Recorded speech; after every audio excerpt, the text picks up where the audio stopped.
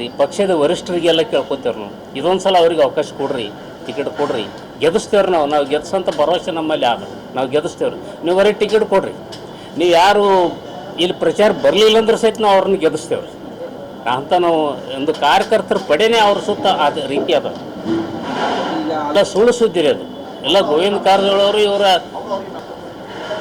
ಈಗ ಗೋವಿಂದ ಕಾರಜೋಳ ಇವರು ಒಂದೇ ನಾಣ್ಯದ ಎರಡು ಮುಖಗಳು ಇದ್ದಂಗೆ, ಬೇರೆ ಏನೂ ಇಲ್ಲ, ಅವರಲ್ಲಿ ಯಾವುದು ವ್ಯತ್ಯಾಸ ಇಲ್ಲ. ಯಾರೋ ನಡುವೆ ಸುಳ್ಳು ಸುದ್ದಿ ಹಬ್ಬಿಸ್ಕರಿಂದ ಮನಸ್ತಾಪ ಮಾಡ್ತಾರೆ ಅಷ್ಟೇ. ಗೋವಿಂದ ಕಾರಜೋಳ ಅವ್ರಿಗೆ ಟಿಕೆಟ್ ಸಿಕ್ಕರೆ, ಗೋವಿಂದ ಕಾರಜೋಳ ಟಿಕೆಟ್ ಸಿಕ್ಕರು ಮಾಡ್ಬೋದು ಬಿಡ್ರಿ, ಆದ್ರೆ ಈಗ ಅವ್ರಿಗೆ ಅವಕಾಶ ಮತ್ತೆ ಮುಂದೆ ಕೊಡ್ರಲ್ಲ ಅಂತ.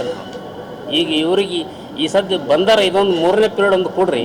ಅನುಭವಿಸಿದಾರೆ ಮತ್ತು ಅವ್ರಿಗೆ ಕೊಟ್ಟರು ಒಳ್ಳೇದಲ್ವಾ? ಈಗ ಕಾರಜೋಳ ಕೊಟ್ಟರು, ಈಗ ಕಾರಜೋಳ ಕೊಟ್ಟರು, ನಾವು ಪಕ್ಷದಿಂದ ಯಾರಿಗೆ ಕೊಟ್ಟರು ಮಾಡ್ತೇವ್ರಿ.